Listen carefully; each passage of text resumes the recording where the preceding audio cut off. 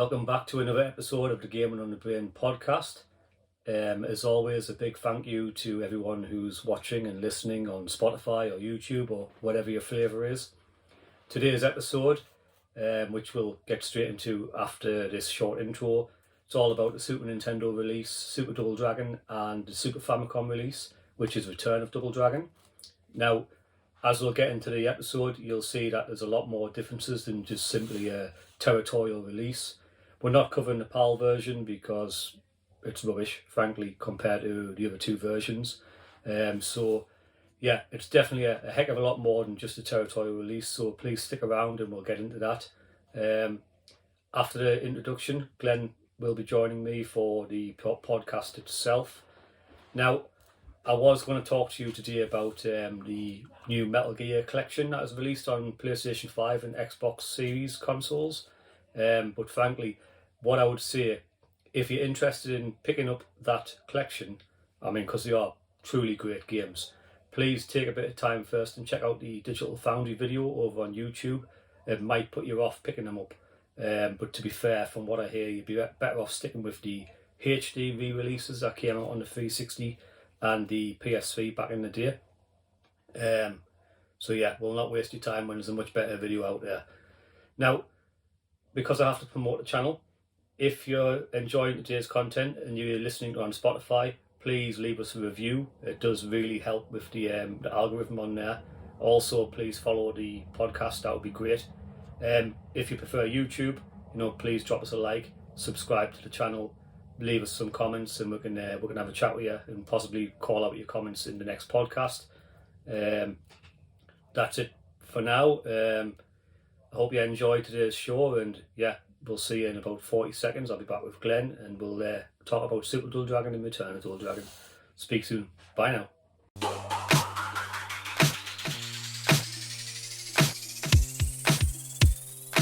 You've got Gaming on the Brain.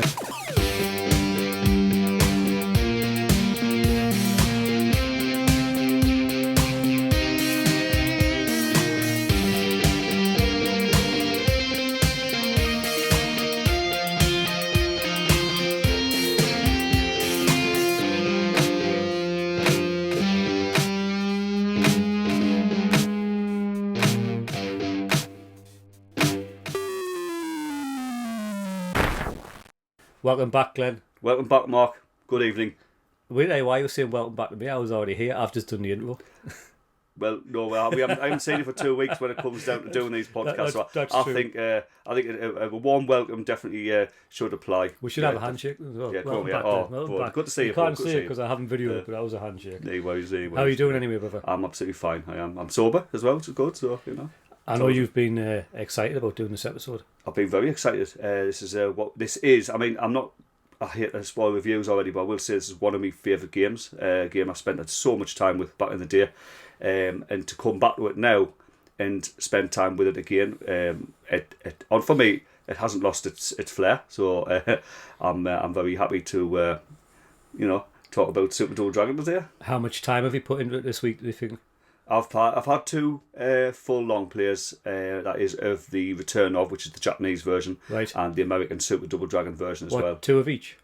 One of each, but that's all I need. Yeah. I mean, I've played. I know how to play this game. I've done the same. I did the same. Second nature in it though with this when you've played it for so long. So yeah, it's one of the original games I had for the Super Nintendo back in the day. Well, I remember you had Super Double Dragon, but I was struggling for time this week, so I did manage to get on and do a full long play on Return of first. Yeah. And then the night after I did Super. Which is the best thing to do. You do need to play both versions there, because in our discussion today we are going to speak quite a bit about the two versions, because there's enough that sets them apart that actually changes the gameplay experience to some degree. I mean, it does, doesn't it? Well, before that, for the audience's benefit, do you want to just give a quick bit of history around these two? And I know there's a super secret third version. Yeah, which we'll talk about towards the end. Yeah, but just give us a bit of history. Give us some differences. Yeah.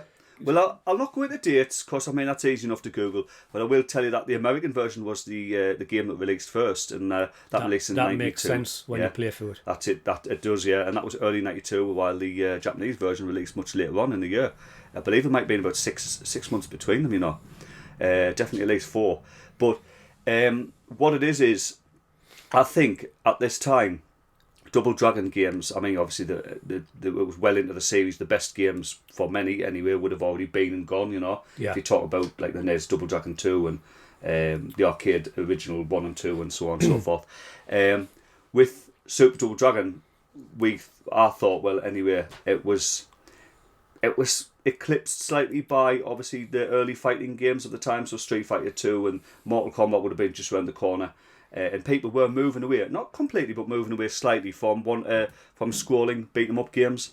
And Super Double Dragon, to be fair, to look at, it's nowhere near as visually impressive as say like Final Fight 1 or maybe to some degree Streets of Rage 1, although maybe they're on par. I would say definitely Final Fight 1 on SNES, which would have been out by then. Just the size of the sprites, but where Super Double Dragon did excel was just the amazing diverse moveset. Yeah, well, probably go into that now, actually, if you don't mind. One of the notes I took down, and it's kind of what I remember as well, back from when you had it, and we used to play it together quite often. Actually, before we do that, just a quick apology to everyone in case you can hear fireworks going off. It's the 4th. It's the day before fireworks night, but we're in Sunderland here, we can't contain our excitement, so we started usually a week early. But yeah, ignore that. Consider it a fanfare for Super Double Dragon. Exactly. Hopefully at the end will be a perfect big fireworks. Just as the end, just at the end, you champion that. So yeah, one thing I've got wrote down here, and I was thinking about it before I played it because I remembered it, and it was the same. I've got what I've said, right? The addition of the block button for a start. Oh yeah, and it is useful because as you'll explain just now, I think. Also, the slow movement. Okay, so it's like it feels a bit slower than like Final Fight and Streets of Rage. And it is a different game. It is closer to say Golden Axe in that, or the older Double Dragon games, obviously in that type of pacing, which I think works perfectly out because the gaming area feels massive. You always feel like the levels are big and wide where you've got a lot of movement. You still don't fight a great lot of enemies. I mean, I believe it's still up to 4 enemy sprites. It was it's not. Double Dragon 2. There's a point where you can get 7 enemies on screen at once in the arcade game. So I mean, different hardware. More powerful hardware, mate. That's it. But yeah, so what I was saying, the addition of the block button, the slow movement, it makes it feel like a more technical brawler. Great that was said at the same time than a typical average beat 'em up. And that's what I loved about so much of my long players, because in our previous discussions when we've discussed other scrolling beat 'em ups like Street Rage 1, which we've spoke about quite a bit, and Final Fight 1, even though we haven't done a podcast on that game yet, but we have explained how the games can start to lose their lose the charm. You lose interest. Lose the feel of it after about halfway through the game. I felt that way about Fighting Force the other week when we did that. Now, I didn't get that at all with Super or Return Off. Now, even more so with Return. Super, I did. A little bit, because we'll get into that in a sec. I said not so much with the moves, but just with the pacing of the game and the enemy's damage and things does seem like it's padded out for the wrong reasons, But a game where we're talking about those 2 versions and a little bit of history about them.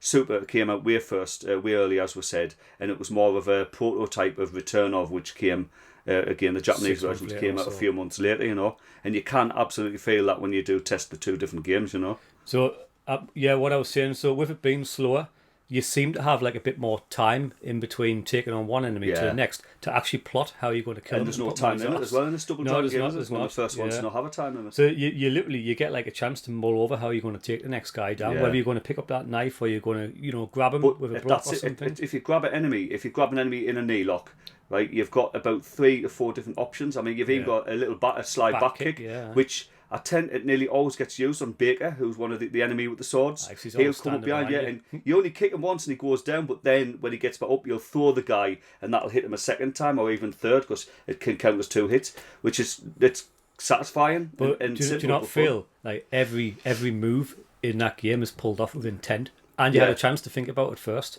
The outcome for me, you feel like a right badass player. You've got so many ways to beat them. I mean, like holding one of the shoulder buttons and then like for a few seconds and then pressing punch does like a whirlwind punch, like a turn punch. And if you hold it and press kick instead, you do like a forward flying spin kick. Each of those moves is the punch is an instant stun, so I tend to like to do a little combo where I'll hit them with 2 of those and then hit them with the forward spin kick, and it feels satisfying. Or you can power up the bar to at least half and then do a full-on Double Dragon 2-star whirlwind kick. Where it's more like a Ryu spinning. Yeah, it is. Yeah, again, probably taking a bit of inspiration from that actually. But that's cool in the Japanese version because that does hit more than once. It's a great way to finish the bosses. Only hits once in the American version. It's nowhere near as useful. But in the Japanese version, again, just down to the refinement of that version. I know we're not at the review stage yet, but just while I'm on there, one of the most glowing things I can say about this game is the combat feels rewarding and methodical. Very and there's methodical. that much of it though. I mean, I said going back to the blocking that you mentioned. Yeah. If an enemy attacks you as you block, and you don't have to time this right too much either. Really. No, you've get got a couple of seconds, yeah, before it actually deactivates again. Not every enemy can be hit with this, but most of the enemies, including a couple of the earlier bosses, can be grappled in this way, and you'll grab his arm, and then you can either punch him several times, and that ends up turning into an actual mini punch combo itself, or you can do a kick, which ends up in what I like to call the brain dead kick, which if anybody has seen the film Brain Dead, which came out in 1992 by the way, when Father the priest anyway kicks one of the zombies and grabs his arm and starts kicking him in the head. He does exactly this move, and they came out the same year, so I'd love to think that that's where they took it from. Brain Dead actually took it from Double Dragon, Super Double Dragon, I'd prefer. But it is that exact kick. But if you keep hitting him a bit more, you'll finish that with a cool little spin kick as well. What the hell? It's so satisfying. I kick arse for the Lord. I kick arse for the Lord. I can't remember his name. Stand back, boy. There's divine intervention. That was brilliant. That film. Class film, still is. But yeah, so I think there's a couple of ways I could do this one. You could either do it in two halves, which I think is probably not the way to do it, or take Double Dragon, Super Double Dragon / Return of Double Dragon, as it is.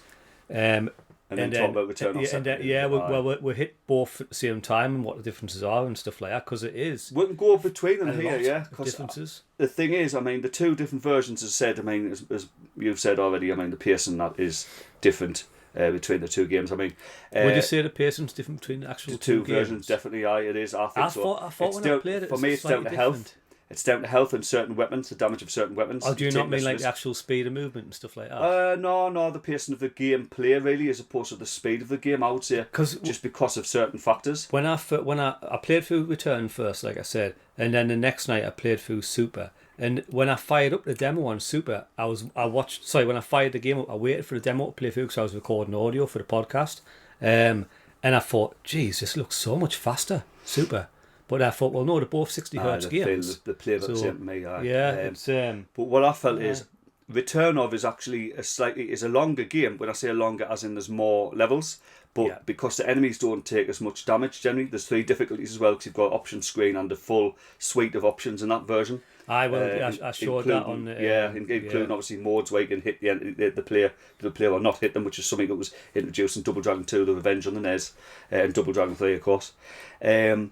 And even on the hard mode of Return, I would say it's still slightly easier than Super Double Dragon's single difficulty, which is this enemy seems either slightly more aggressive or they do more damage, but the obvious thing is that they receive tons of damage. All of them are bullet sponges from about level 2 onwards. Absolutely, yeah. I noticed this, and I mean, Return of it, there seemed to be the right balance between like the difficulty on normal mode. Well, what I would say as well, the only one, obviously with Super, I've got a couple of criticisms, as I've said, mainly with pacing. But if there's one criticism that's shared between both versions, it's the balance of the enemies. And I mean, without going into them at the moment, if we do. I always thought in Double Dragon 1 and 2, like the arcade versions and generally the NES games, the bosses would come on and you would have quite a tough time with them. Yeah, they'd put up a tough fight in some of these strategies. Ridiculous. But in Super and in Return, I have more trouble with Williams and Roper because they've got a canny set of moves. They catch you out with little slide kicks and little anger attacks that they've got in that when you throw them. Where like most of the bosses, like first boss Steve, he's got like a nasty slide spin kick. Jump and spin, it catches you out. But the damage it does is negligible. As long as you get in close to him and hit him, you generally have no problem. In fact, to be fair, he either punches you a few times, then does the spin kick, or he just goes for the spin kick, and that's all he's got.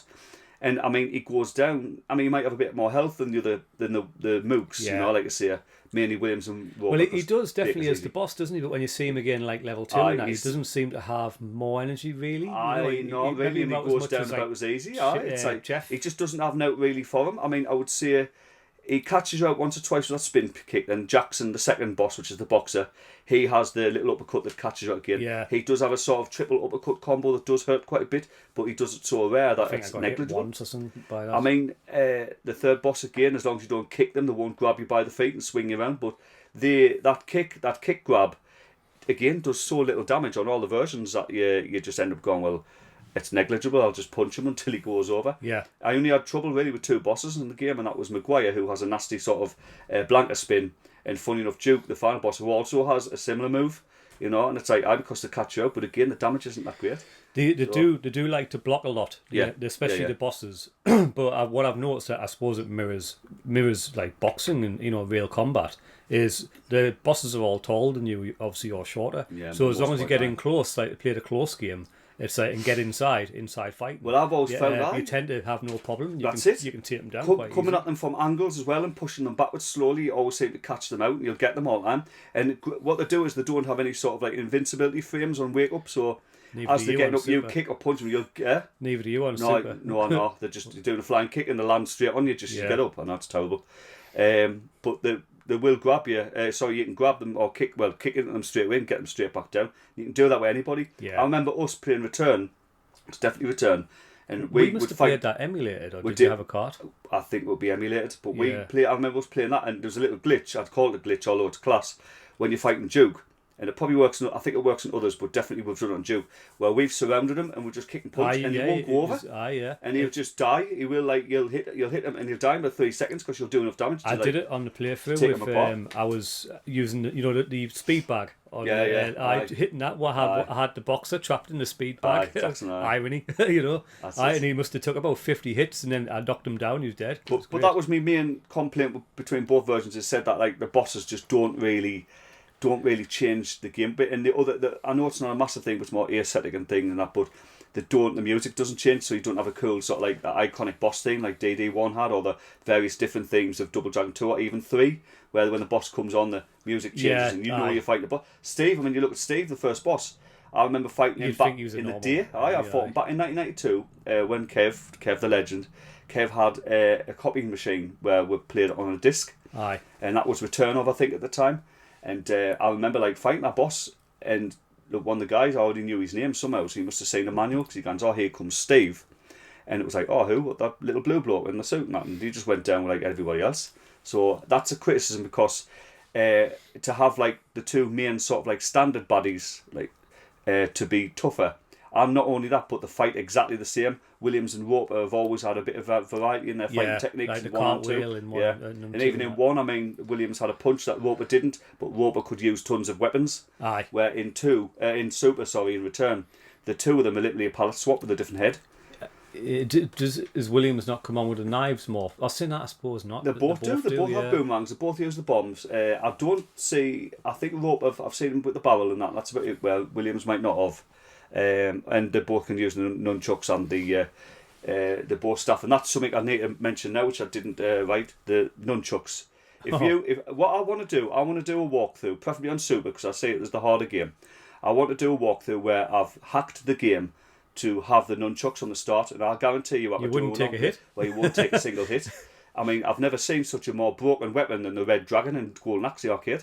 Well, or Blue Dragon in this game, the weapons give you the ultimate edge, don't they? Oh, man, well, most of them, yeah. The kendo stick and the nunchuck, right? Once I've got here, the stick get caught out sometimes, usually with a low kick from Roper Williams. I've got wielding either of these game changes makes you practically invincible, because the enemies, they can't even get close. I mean, a few of them do manage to block a few attacks. Right? Yeah, and then they get in and rips them apart. The ninja samurai, guys. Well, looks like Dad. It is. It looks like him with a tash in it, but looks like the star of Shenron Pure or something like that. But then, if you see them, I think it's on the last level, and there's a set of nunchucks, and you take them down without any effort. So you could have literally had a room full of all the boss characters, a bit like the Crime Fighters final fight, final battle on that. Yeah. And you would literally, if you had one player with a set of nunchucks, you'd take down everyone without any single, because none of the bosses have a sort of special signature attack, like the stuff in Final Fight with Eddie E and his gun and Sodom and his swords and things, they have their own techniques, but none of them do a massive amount of damage. Nobody has a gun like Willie, for example, the original Double Dragon, which could kill you straight away. And Duke does hit hard, and he's definitely one of the harder bosses, but And it's a fun fight as well, but he's nowhere near as good as the Warrior from Double Dragon 2 on the NES. No, he kicks your ass compared to Duke. For me, both on Super and Return of, you just kind of, if you again get close, he might do the odd spin kick and knock you over. Catches you, because it's hard to block, it's quick to block. He was certainly definitely easier in Return of. Well, there is a reason why, and I'm pleased you mentioned this because I'll get to this quick now because I really want to mention this. One of his moves is gone, I think, isn't it? It's not, and the thing is, I actually mentioned this to you last week, but nobody mentions this on the internet I can find. But Duke on Super Double Dragon is what I'd consider a puzzle boss, and you wouldn't have known this. He comes on with I think it's 4, could be 6, but he's got 4 pals. A mixture of Williams, Roper and Baker. Remember, Baker's the guy with the swords, and he takes he's a replacement for Linda from Double Dragon 1. You'll understand that when you start fighting him, and he just takes a couple of punches to knock down, or one kick, 1 or 2 kicks. He's really annoying. He's more annoying and tough. He only doesn't have many moves. He still, puts up a fight. But anyway, those 3 characters, Duke has 4, and they come on as a pair. So you'll fight 2, then 1 will die, and 1 will replace. And they have a lot of health. They can take about 4 or 5 knockdowns, solid. Knock them down, take a lot of hits. And if you don't kill those 4 enemies, you'll fight Duke forever. Duke has infinite health until you'll knock him down, you'll hurt him, and you'll look like you're hurting him. But you will not be able to kill him until those 4 characters are dead. I've fought them for about 10-15 minutes before. I didn't even realise. I killed them because they were annoying us, so I could kill Duke. You end up, you just can't help it. It'll automatically happen eventually. But the sad thing is now there's at least 2 knives in that area. And I'm pretty sure, there might be 3 even. In Super though, remember I'm talking, not Return. Nice. And I'm pretty sure back in the day, I killed all the mooks and I killed him straight out with 2 knives. Just chuck the knives, because the knives are on the floor and they don't get picked up again in Super. Enemies can't pick weapons up. There's the thing for you, only in Super. Right. Yeah. They won't pick knives and bats or nunchucks up. Just won't pick them up. It's strange how they change the AI. And well, again, it's because it's a prototype of Return of, innit? Is that what it was, though? Mm-hmm. Why did they release a prototype? It was, again, there's at least 4 to 6 months between the 2 releases. So, in the American version, it's more like a version 1 and then a version 1.2. It is another little analogy for you. It's a bit like the Double Dragon 3 arcade, where you had Double Dragon 3 in America, which was the version we got, that version. Yeah. But the Japanese version is changed more into a more traditional beat 'em up, where they take out the shop system. Remember, the shop system's gone. It's still not a great game, but it's made more into a more traditional. It's still terrible. It is, but it's not as terrible. They've fixed it where they could. They've acknowledged there was problems in that game, but say so there was an improved version for Japan. So the Return of and Super's done the same thing, really, I suppose. Because it was a Western-made game, wasn't it? No. Double Dragon 3 wasn't. No, East Technology. East Technology made it too. It's Japanese, but the look. It's the look of the game. It looks Western-made, doesn't it? But they've got nothing to do with. It's strange that would come out in America first as a Japanese-developed game. It's the same applies to Super. I think it's more to do with the demand of that type of series, because Kunio-kun, remember, was Technos' other beat 'em up series, and that was massive and still is. Well, in some ways, Kunio is probably bigger than DD, depending on your territory. Yeah. Just for one very tiny, quick history lesson, without moving too far away. People here probably do know that Renegade in the arcade is actually the first Kunio-kun game. Yeah. So just so you know, that's a long series that stretches all the way back to a year before Double Dragon, 1986. So, but my point being that it's quite possible at that time, because there was a couple of Kunio-kun games got released in 92 and 94, that they were putting more time into that series than Double Dragon, because Combat Tribes obviously came out as well as being sort of, some consider the true Double Dragon 3, because it was Technos Japan's actual third beat 'em up, created by them internally, as opposed to and that's a game we have to cover one day.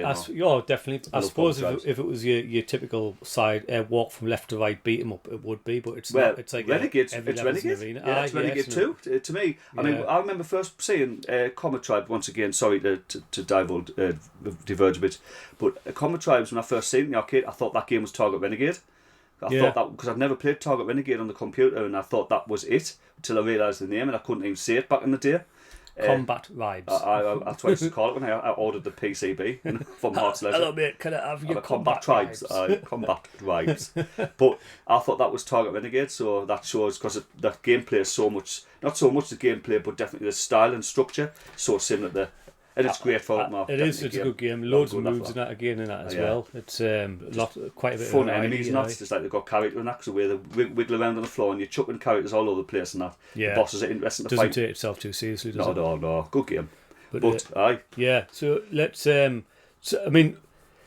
Music in this. Well, I love the soundtrack to Super and Return. Obviously to point something out, which is a very small elephant in the room, but Return of has a different arrangement. Yeah, hasn't it? It's got one or two new tracks completely, but it's also got a very different arrangement for the music. Now, I've gotten so used to Super's soundtrack because I owned it that it was weird to first hear the soundtrack in a different order. So after you hear Return of, you were thinking, it should so be much better. I mean, the last level as an example. I mean, that's the title screen music for Super, and it's quite a sort of. I mean, it's a, like ominous sort of even tune, but it's not. It's a good short. song. The first 3 minutes you hear of it, yeah, and then it'll go. It keeps going and going and going. Like, and that is and quite a long level anyway, because obviously it's a good 15 minutes. Even though it's not as long as Returnos, but the enemies again take a lot of hits. For me, it took longer because of the enemy damage, and it seemed like more enemies. Well, one of my favourite tunes in the entire game is what I'll call the truck music, because I've used it from Mission number 4 of Super. But when I heard that on the final level of Return, it was like, that just fits. And then obviously it changes to the classic Double Dragon 1 carpet music, as we'll call the showdown. Yeah. For fighting Jeff, for fighting Duke and his mates. Which will be the music I'm using at the start of this podcast. And so you'll have already heard it. Also in Return of, they used the classic Double Dragon theme on the title screen, which just showed. And they did it with Double Dragon 3 even on the NES. They managed to do a very good version of that tune for that game, which did help it a bit, you know. Also, there's other. I mean, for instance, the level 1 music on Return of is a tune that isn't in Super at all, but it's a good tune. Again, it does sound like a sort of like, here we're going, you know, we're into the turf sort of thing, you know. Yeah.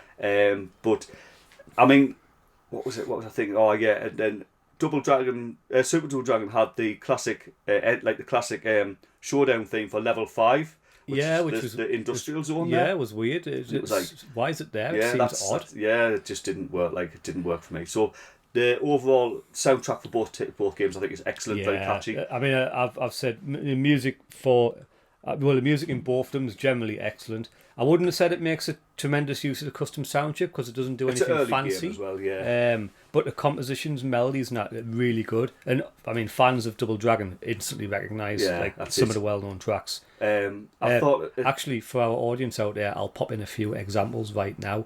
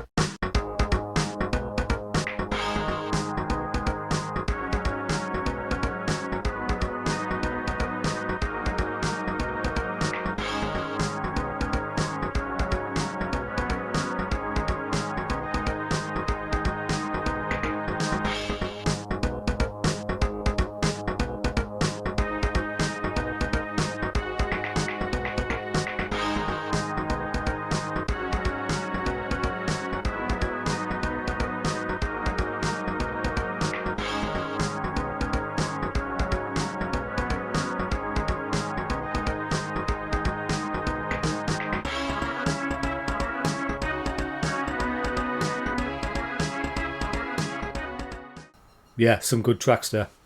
Yeah, spot on, excellent. What about sound effects? What do you think? Because The mixed screams bag. are woeful, mate. Well, you can see that they've tried to sort of copy the Double Dragon 1 male scream. And yeah, to some degree. Yeah. I'm going to insert it right now into the podcast for everyone. Let's go for it. Right, yeah, that'll be in. Yeah, champion. Yeah. So I'm sure the audience will agree. That's just there's not a lot of But I do like the sound effects in general. I mean, they're better than say Russian Beat 1 sound effects, which are like comical if you play that game. Well, the punch noise is extremely satisfying. It's a hell of a cracking noise. Yeah, it is. It sounds like a punch. So I don't hate them for what they are. I love the sound actually of the nunchuckers hitting and that for some reason. I don't know why. I just like the sound. It's a sampled noise for the actual like whip noise of the stick and everything. That sounds really good. It does. I mean, the sampled sounds now, other than the voices, are great. But the Chin Brothers, which are the level 3 boss, and you fight them in both versions. You fight them at different points of level 3. Is that the ones that look like Dad? The ones that look like Dad. Yeah, Dad they're Brothers. The worst enemy in Return of. Well, it's that kick. It's because they're fast. They're very fast. When you move backwards towards them, they nearly match your speed. Yeah, it takes you usually by the end of the screen, half a screen to catch up with them. Off the screen, so they're irritating. And if you kick them, obviously you get flung usually, unless you're very close. But they have what sounds like a sampled sound effect from Chin Tai from Double Dragon 2 Arcade when he's using his sticks. So that looks like that might have been a sampled sound effect from that game, but they rarely use the sound effect. That's all, because they rarely make that move. But that was I've got no problem with the sound effect of Super and Return. Like I say, for me, the only disappointment in the sound department is from enemy deaf and player deaf. Nice meaty explosion on the firebomb though. It's yeah, that's true. Aye. But the deaf screams is more like a low whimper, or even like a noise when your colon makes as your sphincter relaxes after you draw your final breath. Like, well, he has though. It's a depressing analogy, but you didn't really put a solid effort in, so that's all they're going to get with that. Yeah, no, but graphics. I think doesn't every enemy have the same deaf noise? Everybody, because there's no female enemies. Said the thing about the enemies. I mean, Double Dragon 1, 2. Linda was always weaker in the arcade, like physically, like she'd go down in either 2 punches or a kick. You couldn't grab her, and she'd just, I know it's a bit sexist, but this was the late 80s, early 90s, so what you were given the impression that she's a little bit physically weaker, and that seems to have carried over into the enemy Baker, who doesn't pick up any weapons of any kind, but comes armed with 2 swords. Like I said, out of the 3 standard enemies, I'm not talking about Jeff just yet, out of the 3 standard enemies, he's generally considered the weakest of the 3, more of an annoyance, where Williams and Rourke were a genuine threat. But that character's pretty easy, nothing about him. But instead, going back to their voices, they all make the same sound, and there's nothing different there. It's I mean, I suppose it's now been a great strength of the Double Dragon series anyway. It depends. I actually like the voices of Double Dragon 2 Arcade, because every character has a different screen. Sampled screen. Yeah, and I like what they did there. I did enjoy that. Like, what do you reckon in the graphics? Do you know what it is? It goes back to what I said at the start. Sprites are very small but very detailed, and there's even facial expressions on the Lee brothers when they're doing kicks and stuff from that. When the Williams and Roper are getting stressed out because you've just thrown them and they start like hammering the floor. They'll come running at you, which is a nice little character, to see.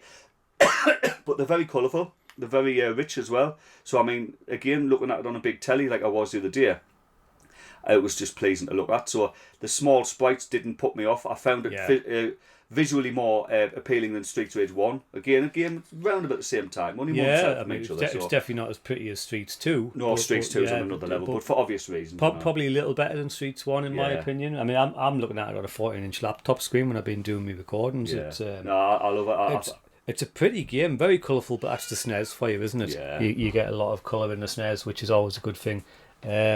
But yeah, I mean, I noticed like you're talking about there, like animations on the faces. When you hulk up, when you hold the button down. That's it. I forgot to mention that one. If you do that all the way, I don't ever use that mind. I find that not useful because it does quick hard damage in the single hit, but it's literally a single hit that knocks the enemy down. Yeah. So and you like that for quite a while. So to me, it slows down the pace. 10 seconds. But it's nice to have the option there, I suppose. But I don't use that personally ever. I noticed, if you take a knockdown while you're hulked up, he does like a kip up back onto his feet and stuff like that. Yeah. And then he's straight back. It looks good. It shows a bit of effort in the graphics and that. No, I think the graphics have done a really good job. I mean, there's plenty of variety in the levels and stuff. Like the truck level, that was good. Or you move backwards as well, don't you? Like the wind pushing you backwards. Yeah. Very short level as well, but again, it's It could be quite a nasty little level actually, because it's the only level which doesn't have a true boss. It's hideous on Super because there's about 4 enemies come on with knives. And there's a barrel there as well. In fact, the closest that level has to a boss, which is an enemy you've already fought, but I do have to mention him because we've pretty much mentioned the whole cast now, and that's Jeff. Jeff is a legend because Jeff is like the original level 2 boss. What we used to call Shintai back in the day, isn't what it? we thought was Shintai back in the day, because in the computer game manuals of Double Dragon 1, it would show you artwork from the NES game, and there's a replacement in that which you'll know as Shintai, which is basically hippie Bruce Lee, and well, or sort of like for the audience's benefit, by the way, Shintai, or who we used to call Shintai, think Double Dragon 1, end of level 2, the guy who looks like you but's a different colour. And he's got That's a head who swap. we're talking about. Yeah. As I said, in the NES version of Double Dragon 1, at the end of level 2, which, as you'll know, as anyone's played, is quite a different level as well. You fight the guy with the purple trousers, and he's topless, and he's got a big mop top. So he looks completely different from Jeff, and he's got his own moveset, hasn't he? He does, because he doesn't share any frames with Billy or Jimmy, so he is his own character, and he's a replacement. Probably because people thought Jeff was a bit lazy, but the cool thing is Jeff has actually gone on to appear in so many games, and in little variations of himself. Sometimes just a sprite swap, like a colour, a palette swap. Sometimes a head swap. I mean, he's even coming Wanda, Double Dragon 2, Wanda of the Dragons. I mean, not a great game, but they even used a way to get him in there. Yeah, I didn't even dare play through that one. No, it's bad. But quickly though, just this Jeff he's the classic green that you get at the end of level 2 of DD1.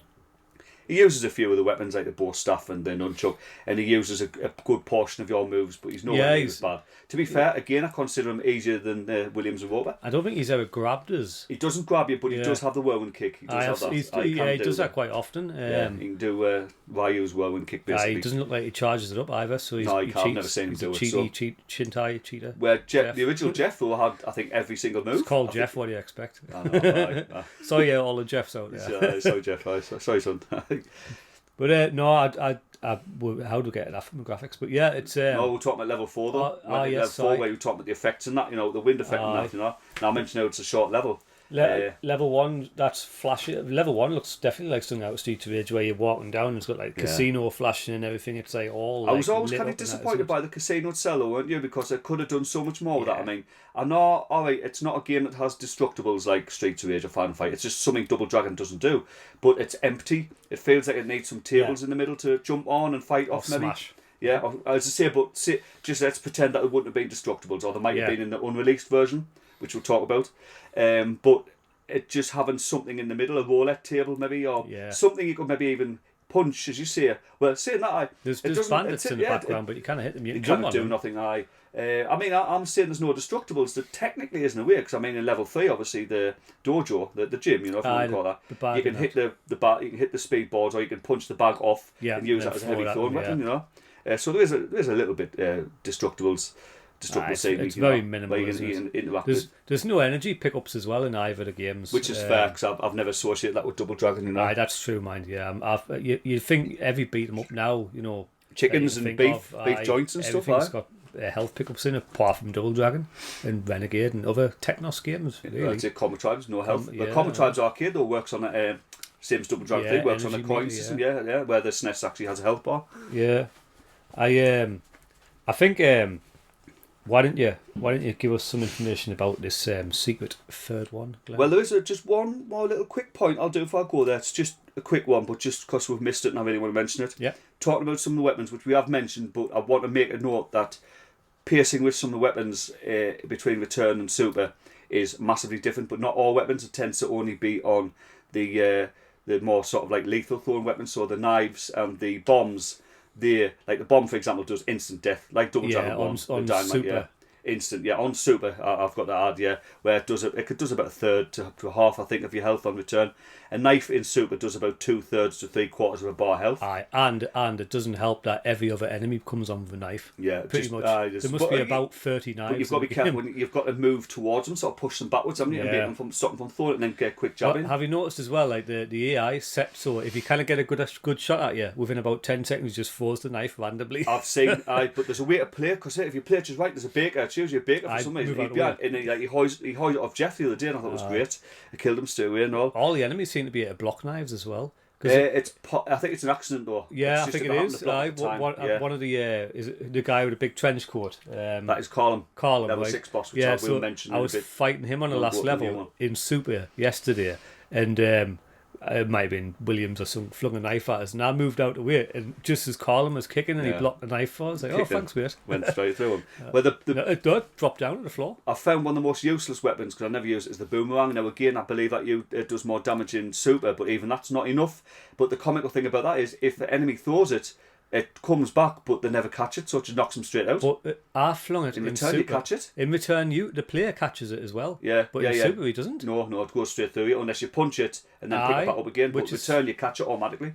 It's got animation frames for that, obviously, to grab it, and the enemies stupid, isn't it? But again, it goes down to the unfinished level of what Super is. But again, even Return is a little bit unfinished because it had two levels which Super didn't.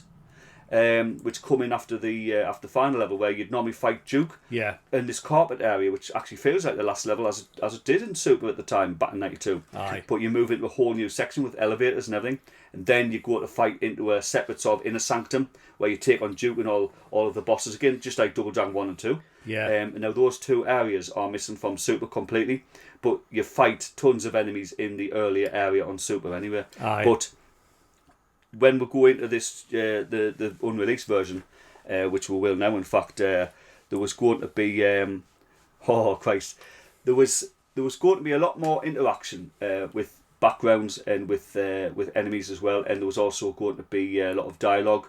So just like Combat Tribes on SNES is a good example at the time. I'll use that as an analogy, where you would big bosses and that, or be introduced to bosses, and they'd talk to you. And a picture of the boss would come up, and like usually they weren't like spoken. It's not a PC Engine game, but there was a little bit of dialogue to further the story. Now there was meant to be that in Return of, and it just got cut completely. So that is an element that's cut from that. What do you mean, along with the ending? Well, we need to mention that. But here's the irony. Before going too far into the unreleased version, which ending is more complete? Here's the funny part. Super? Yeah. Super's got a bit of text Super's at the got end. text, yeah. Super's got a story, and then it's got the credits, where Return, the more complete game, goes straight into the credits, which I thought was one of the most oddest things I've seen. Aye. I don't know, I can't get my head around that at all. Couldn't be asked to translate it. But It's Japanese. well, it's not, isn't it? I don't even think it's. Oh no! It's in spoken English on Super, but then on the Japanese one, Return of, it just goes straight to the credits, like you say, which are in English. But on the unreleased ones, I said those sound like it'd be much more refined. There was going to be more music tracks for a start, and apparently you can check them out on Double Dragon Dojo, which is a great site that we've checked out in the past. It is a good site. But so there is unreleased tracks. There doesn't need to be more tracks, because there's a track for every level. There's a boss track. There's this tune is in Return of's soundtrack, sound test. You can hear this, and it's a decent enough thing, but it's not. It hasn't got the frantic vibe of Double Dragon 1's boss theme. It's more mean and sedate, but you can listen to it. I'll tell you what, before you move any further, because we didn't mention it for I think I've recorded that one. Right. Maybe give it a shot. Yeah. Before we move any further there, I don't think we mentioned, for the audience's benefit, about the options menu on the Return of. Oh, we did touch on it, but I'll go into a bit more detail. Yeah, so you get 3 difficulties: easy, normal, hard. Only in Return of. Only in Return. The options menu is completely not available in Super. There's a couple of cheats for extra credits and stuff, and I believe that's shared between the two. But I'm not getting into that. Get on Game Facts if you want to see that. You've got a sound test in Return of, which is nice because I said the tracks are good. Yeah. There's control options. I mean, a lot of this stuff's general stuff you get, but if you've come from Super and you had none of that, The biggest thing for me was the fact that you can have 9 credits. Yeah, 9 credits. Because I was worried I wouldn't be able to finish it. It's been that long, but 3 different modes. Bad, really. I mean, don't get yourself too excited. There's no versus mode, which I think would be cool. Actually, we could play as the enemies. Maybe you've got a single player, you've got 2 player where you can't hit each other, and a 2 player where you can. Both of these modes, which I did mention, and Double Dragon 3 on the NES as well, both games. Yeah, so that's fair. It's fair that they brought that over because it's nice to have the option. It's good to have the option to hit each other. Although I will stress now, Super Double Dragon Return of's 2-player hittable mode is nowhere near as fun as Double Dragon 2 NES hittable mode. But we got into that briefly, and we'll get into it. Edges. Well, there's not many edges to fire off. We'll probably have to talk our made up versus mode properly one day again after our top 10. Yeah. But It's but to go back to please go back to the unreleased game. Like I say, just I'll quickly go into the levels a little bit because there is some differences. I mean, level 1, no major differences on level 1 apart from, like I said, dialogue trees between you and Steve and that the boss. But there was going to be. Now you might notice on Return on Super when you go to the elevator, I've noticed the glass is already broke. Yes. Isn't that odd? You think, why is the glass already broke? Because that glass wasn't going to be broke. It was going to get broken by one of the baddies, like the Williams or the Ropers would break it and then enter. Right. So it does make sense. So it took out an animation. It took out a cut, which I thought was a very odd thing to do. It's a shame. It would have just helped with the presentation, really, wouldn't it? Massively. But level 2's got even bigger changes. Now, apparently there's conveyor belts there. Now, I never knew this, but it's probably because they don't move. So these conveyor belts, which I think must be downstairs at the base, you know, when you're on the runway, you're on it. Is that? Can't even remember them. Do you know when you're going down the stairs? Yeah. You go down several flights and you end up on the runway before you end up like a platform. Concourse. Before you go to the concourse, before you go to the plane. There's meant to be conveyor belts there. Now, I believe they are, but they're just obviously, since they don't move, you never thought the conveyor belts. Yeah. And there would be an area where you could scroll enemies off, a bit like DD3, level 1, DD3, I suppose. That isn't moving, obviously, at all, and that would have been apparently. But the biggest change in this, and this makes sense because, again, this looks correct, is, you know, the plane takes off. Have you noticed, you're like, well, the plane's leaving us because it looks like you're meant to be on it, doesn't it? Yeah. Now, in the unreleased vision, you should have been able to jump up some steps at the end and then climb into the plane. Right. And then move on to level 3. So obviously you're going to be flying to the dojo location. Yeah, because it didn't make any sense. It doesn't. That the plane leaves. Because who's leaving? Is it the Chin brothers? Is it Duke? Is it Marion? Are they leaving with Marion? Have they kidnapped Marion? Where in the story, we don't even know if they've kidnapped Marion. Well, we'll get to that. That's what I mean. In the two released versions, apparently Marion's already been kidnapped. She's a policewoman, apparently, right. And she's been kidnapped. You know, but you never see any artwork or any dialogue to indicate this. But anyway. Level 3 would have been near enough identical. Apart, you'd still have the breakables that you've got in the level and the interactables that you've got. I've just made that word up because I like it. Interactables. It's definitely a word. It's probably in the Urban Dictionary. Oh, right. It probably means something completely different. Well, I'm patenting it now. Okay, for free. Okay. The two chins, chin and chin, right? Shinron Pure and Shinron Bao, I think. So I've got a couple of different pronunciations apparently. Right. They were originally going to be fought together on the last floor, on the top floor simply, where now you're fighting on the veranda, which looks good. All it's missed is some rain. They look cool. There's a bit of like Barbon Street 2 style rain coming down to fight them. Yeah. Obviously in the original 2 versions, that fight's a little bit different because you fight the 2 of them together in return, where Super you fight one and then you fight the second one again. That's right. Don't hit me microphone again.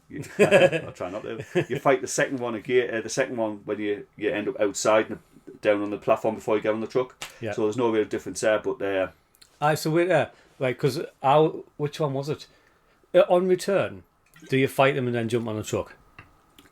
So well, you do that with both, but you fight the 2 of them. Yeah. Like you fight the 2 of them on the upper platform, and then this makes no sense in return. Like it makes more sense in Super.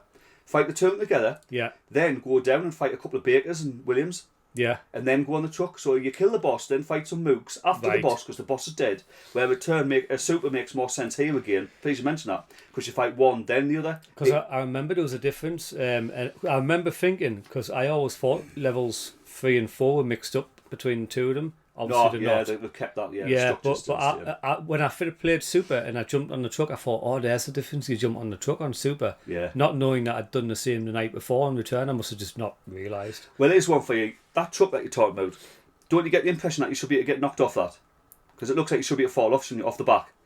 You know, the wind's blowing you backwards. You're only on the back for a millisecond, or you well, walk in this original version, that you're meant to spend a lot more time at the back. So it would have started probably further back with the truck at the right side of the screen, maybe, and you'd have to stay on until it scrolled far enough along that you couldn't get knocked off.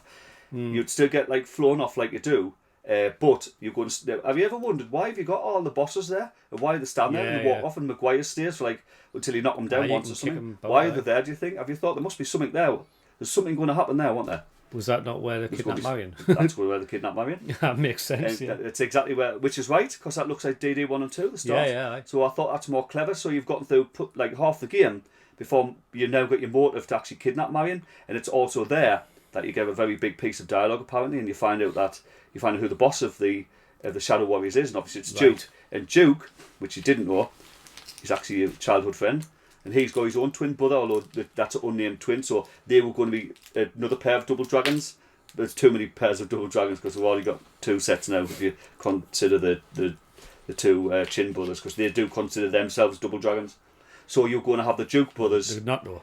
Not at all, because Billy you and Billy They and look Jimmy, like Dad, so... Sorry, Bimmy and Jammy. That's the true double dragons. But no, Sonny from Double Dragon 3 is one of the true brothers. Sonny. Sonny and Jeff. They can go isn't that a band? No, anyway, I don't know, duet. Right, but anyway, back to it.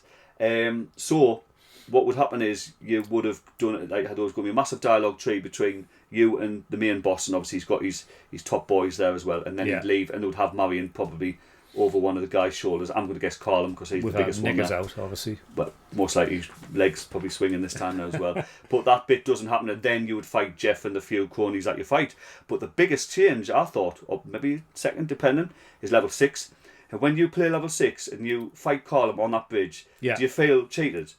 Don't you feel that there's something more there? You fight him on a bridge. It kind of mirrors almost the feel.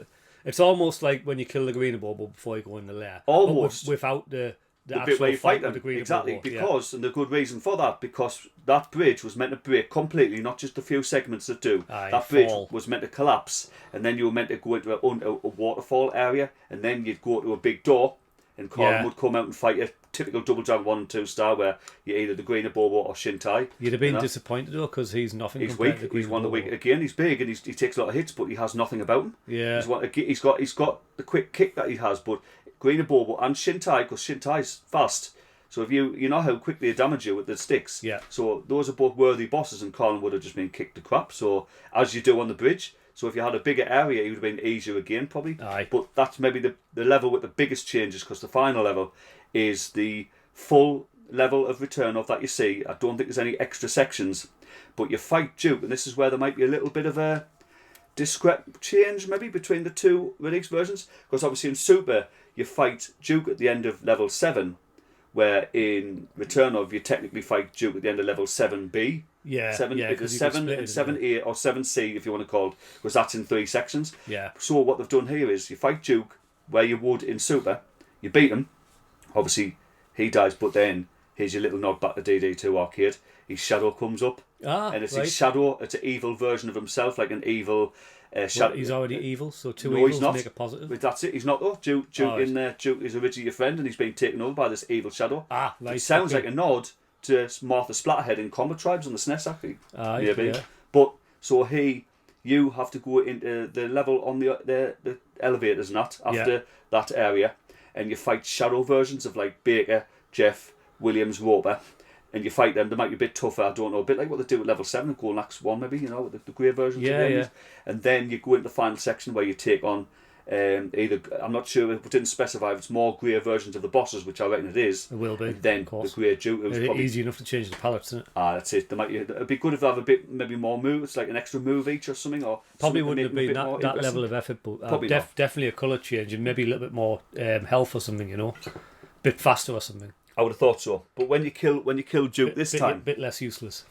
Well, with any luck, depends. Because most of the bosses are pretty useless. Well, what I would expect the Duke clone to have, though, is at least have the shadow move, the classic move that the evil twins have. So it doesn't specify if he would have that or not, but it would make sense for the final boss to have at least one new move.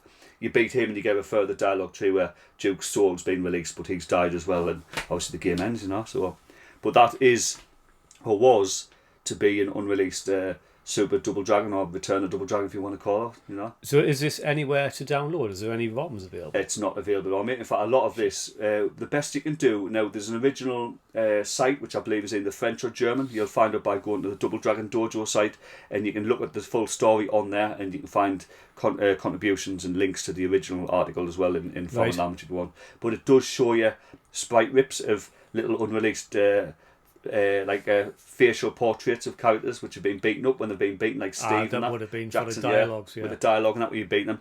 And there's even like a fire sprite of where after getting hit with the bomb you would have caught fire, bit like when Final Fight, where you get hit with fire bombs and stuff. So there is a couple, and there's downloadable soundtrack there as well, where there's extra tracks which apparently aren't released. Although I do think that full soundtrack is available in the sound test of Return of. Well, yeah, because Definitely at least 1 or 2 tracks. I recorded obviously a few for the little bit we dropped in earlier. If I've edited it in, not forgotten. The audience will be able to tell us. But yeah, I was it the last track I think on the sound test. It might be. It doesn't sound like any of the others. It's definitely not in the game. There's a new track. In fact, we'll have a little listen to it later if you want. But I'll just say because it's a decent enough track. But I've it's got not here, so yeah, I can check it. It might work. It maybe does work with the bosses of this game because I said all the bosses are just to feel more sedate. Anyway, it's not like the frantic fight that you'd get off Green Abobo coming out of there. You know, where you'd literally just move far enough along and the doors would shoot open and you'd come blasting out towards you. The classic boss theme blaring. You don't get any of that feel with any of the bosses. Nah, they're all. They don't even look menacing. They all look.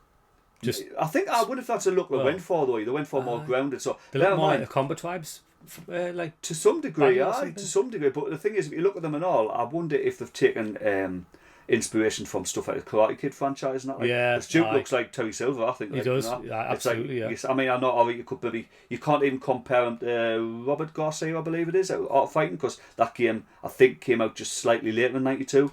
So to me, I think he's meant to be Terry Silver. Plus, makes sense with the dojos and that they've taken over dojos and that around the country and that apparently. So, but that definitely could be a good inspiration for. Personally, it certainly sounds right. I have more nostalgia for Super because I've spent more time with it. We played through that a lot. I genuinely love Return of. This is one of my favourite beat 'em ups. Well, yeah, I mean for me, definitely top 10 for me personally. I already spoke to you about this, so I completely 100% agree with you that Return is the better game. Did you notice it only got middling reviews at the time though? 60, 70%. I didn't look it up. Is that it's not really well. I think it's people. Double Dragon, it had its sort of day even then at the time. I mean, it's got a resurgence since Neon and that came out now. Yeah. And obviously some of the other games in between it, Advance and that. But I think people it came at a bad time for scoring beat 'em ups. DD2 NES was like the last great. And that was 89. I mean, didn't get us wrong. With Double Dragon 3, The Sacred Stones, as it's called over here, on the NES. It was alright. It's really hard. They did the best they could do with, because they tried to make that game play like 2, and it works in that way. But it's not based on 3. It's best they could with what they were given in 3. But I mean, it's such a hard game, so unbalanced, and there's so little variety. I mean, have you noticed? So have you tried to play through 3 before? Well, if you remember, I got it for the NES when I was a young'un. Like, it's really not a young. fun game to play though, because I really wanted to like it, mate. I struggled. Every level obviously is a flat level. Put some time into it. No. I have. Every level is a flat level. You fight the same 2 types of guys until the boss, and you'll find that the same technique will work every time for them, or not. So it'll either work or it won't, and you can't find any other way to fight them. Yeah. So you either keep your weapons for the bosses, which you always do. That's all you can do. Keep those special weapons for the boss. The ones that hit hardest kill the bosses in 2 or 3 hits, which is amazing. And then you'll fight the enemies with your whirlwind kick, and that's about it. And where Double Dragon 2 on the NES, you have the same degree of freedom and fluidity that Super and Return of give you, you know? Yeah. So 3 for me on the NES is still not a great game. I mean, Double Dragon 1's way better on the NES. So. I honestly, because I mean, everybody loved 2, but 3, I picked it up. I was at was it like Nissan Aerodrome car boot or something with my mum and dad? It must have only been 10 or something. And I picked it up. I think it must have been £8, maybe something like that. Just loose cart only. I remember being so excited, mate, to get home because I'd never played it. I'd seen you playing the arcade version. Or Mega Drive, maybe. We had it once, maybe Mega Drive at the time. Mega Drive. I remember knowing that was crap. I thought, well, the NES one looks like DD2. It's going to play much better. I got it home, and in fairness, I enjoyed like the first couple of levels. But in the back of my mind, I was thinking, wow, this is a lot tougher. When you say 2, did you actually get the complete 2 full levels so you could beat the chin at the end of second? I think so. I think I got. Actually, no, I think the first time I played it, I died at the end of the first level. Do you know where I died the first time I played it? And I played it in Joblin's. First enemy. No, I managed to kill him, the guy in the dojo. I managed to do him. I managed to do the people on the floor, and I went up the elevator and I fought someone at the top, and he knocked us off. No, it was game over. Right. It was like, I was like, what? Game over? One life, game over. I think the first time, I've put it so by the end of the first year, I definitely completed a couple of levels. But I remember, I think there was only 5 levels or something, wasn't 5 levels still. So last level solid, impossible to use. I remember getting to like the end level 4 or something like that, but that was as far as I could ever get. The thing is, right, I always know Double Dragon 2 on the NES had some nasty little tricky platform sections, and the game still wasn't suited to platform sections, but it wasn't too unbalanced, so the level with the cogs and the level with the disappearing platforms, they weren't unbelievable. The disappearing platforms that weren't too hard. But Double Dragon 3, all the levels were normal levels, just normal scrolling levels like Double Dragon 3 Arcade, except for the last level that turned a couple of sections into Double Dragon 2 style. Trap style. But it had enemies all over, so when you do a flying kick from one area to the next, like one ledge, they'd punch you straight off the ledge and stuff. It's like, you've potentially lost the game. Because, I mean, you could have 4 characters, well, 3 technically in one player. So you'd have you Billy or Jimmy, and you'd have the 2 enemy bosses that you'd managed to capture and use. So you had 3 lives, and each time one of them fell off a cliff, that was literally a life gone. Yeah. One of you and you're like, I've got to start again. There's no credits. It's like, it was so unbalanced. It was awful. Not a great game. But I tried to love it. Couldn't. Too hard. But I think we're nearing the hour mark. I think we should give our reviews. Yeah, definitely. Mate. Yeah. And we've got to give 2 because we've got 2 games. Got me reviews already for both versions. Well, I'll let you go first then. Well, we'll review Super first since it's the first game and it's a week with the 2, and I'll still give it a solid 8 out of 10. Maybe a bit of nostalgia there, you know. So if I hadn't spent as much time with it, I might have got a 7.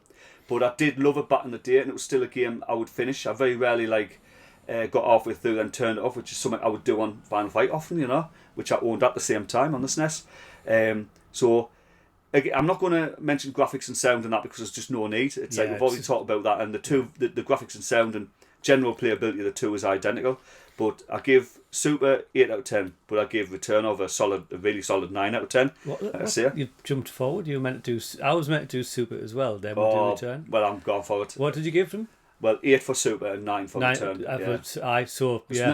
For Return, as I said, it's like it gets some pretty poor reviews, as in like contemporary and now, because I think people, as I said, they came in at a time where they were wanting more fast-paced beat 'em ups or fighting games. So they didn't give it as much of a chance. And the small sprites would put some people off because they're very small for what it is. But the game is there's just so much to the combat system that, you know. And bear in mind, in 1992, beat 'em ups usually had like fan fight system. Like you'd have a punch combo, a jump kick, maybe a grab combo of some sort, and a special move, and that would be it. You know, you might be lucky if you had a jump and down move like Final Fight had. Well, or a back attack like Street Rage 1, you know. I'm gonna go in like you said, right? Okay, so the basic gameplay and everything. The graphics, music, sound, everything are basically the same across both. For me, the gameplay does differ slightly. But what I will say is both games buck the trend of the usual beat 'em up tropes, and I like that. I think that's what makes this game a standout beat 'em up, in my opinion. So for that, I'm going to rate it a little bit higher. You know, it does, like I said earlier in the podcast, it does feel like a lot more technical fighter, and I like that. Do you know what it is keeps now, us hooked. If you think about just Super, not Double Dragon 1 or Double Dragon 2, but just Super, right? Just quickly. I'm not trying to intrude on your review, but I hope you... I can't help myself.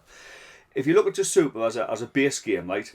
And then look at the games that have spun off from Super, the Double Dragon games that are very close to Super. You've got Double Dragon Advance, which is more obviously it is based on Double Dragon 1 and a little bit of 2, but to some extent, to another serious degree, it is Super. A bit quicker. It uses some characters even and some elements from Super. Then, I mean, I know these are obscure versions, but there is Double Dragon Zebo, and there's a couple of cell phone games and all, and they have clear emphasis and bases of Super. So Super must have done way better than, say, 3, definitely, you know. Jesus, definitely better than 3. Not better than 5, of course, you know, because 5 was amazing. Shadow really did fall with that one. Is that going to be Double Dragon 5 versus Rise of the Robots? Actually, that might work. Anyway, sorry, Mark, over the review. So, look, for Super Double Dragon, okay, I'm going to go in with a 7. Aye, right? Yeah, fair enough. But Return of Double Dragon, when I said I think the gameplay feels better, it does. It's better balanced. The enemies, it's a more satisfying game because the enemies take a bit less to kill. And what I said before, the piercing, so the floor's better. What I said before about you've got time to think about how you're going to kill the enemies and that. In Super, you do that and the little shits get back up again, and you're like, you should have been dead by now. But in Return, they die. So it's like, okay, great. And there's not as many knives in Return, and I got hit with an awful lot of knives in Super. Just from nowhere. It's a quick and easy way to lose lives as well, to do that much damage, you know. So I think Return definitely feels a hell of a lot better, and for that I'm going to give Return an 8.5. I'm actually going to jump it up 1.5 points. But honestly, both games are great. If you've got the luxury of emulating obviously play return, or if if you've got a Famicom, Super Famicom, get return of. Although I imagine most people have a SNES, which like a Super Nintendo, so you'll probably be stuck with It did get Super. PAL release as well, but it's rare. It's quite rare.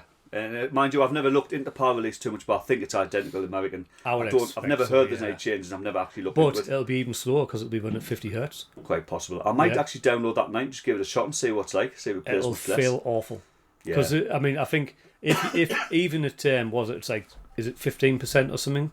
Between 50 and 60 hertz. I can't be asked to get my calculator out. Yeah. But actually, I will be about that. But if you imagine that game running 15% slower, I think it would be a bit too slow. I think it's just right now where it is. Yeah, yeah, it is. It feels responsive enough though for what it is. Yeah. I mean, if anything, it could do with being 15% faster, and then it would be even better maybe. But which is what you get with like advancing it. You could do it on the emulator. You could turn clock speed up to 120% or something. Work in that shot sometimes. See how it works. But no, I think we've got a couple of minutes left on the gameplay video. One example each of something else you'd want to play if you like. What, like a similar game? What? Let's try and move away from something technical. No. Well, we've already mentioned it, but it's got to be Combat Tribes. I know I've just said this, but it's just because you've said it as well. But it's got a very different move set to Super DD, but it's fun and it brings a smiley face because the comedy of it. Where you've got a lot more comical moves than actual more martial arts moves, have you? It's more wrestling moves in some ways, a lot more grab based as well. But it's there's a fairly big move set there, and like you can smash people's heads up the floors and everything as well, and get down on them and punch them and stuff, and that like renegade style. Just swinging people around the feet just doesn't get old, mate. I think the closest thing I can get that feels similar, and you might disagree, Vendetta arcade or Crime Fighters 2. I would say no. It's got like a similar kind of pace and not as much moves in that, but like that similar speed. Well, again, Vendetta's got that larger like move set, and there's something more to it than that, Another bloody good game as well. And again, the Japanese version is better. Oh well, we know why that is. We'll get into that one day. That's cool. But I think that should do for us tonight, mate. Let's sign off with a big thank you to everyone as usual. Yeah, thank you very much. If you've enjoyed the content tonight, if you're watching it on Spotify or listening on Spotify, please follow us. Leave us a review. Yes, please. That would definitely help. And if you're watching us on YouTube, please drop us a like, subscribe to the channel. As always, a big thank you from me and Glenn. It's nice to have a few people out there who want to listen and who enjoy the content. And we've also got a profile on Facebook. If you want to follow us on there, Gaming on the Brain, you can join us. We can have a chat on there and everything. And we'll be starting a group soon, so we can have an actual community group and shoot the shit between us. But for now, have a good night, everyone, and let's see you next time. Yeah, good night and God bless, and enjoy the bombing nights. Yeah, enjoy fireworks. Stay safe, everyone. Bye now. Bye. Bye.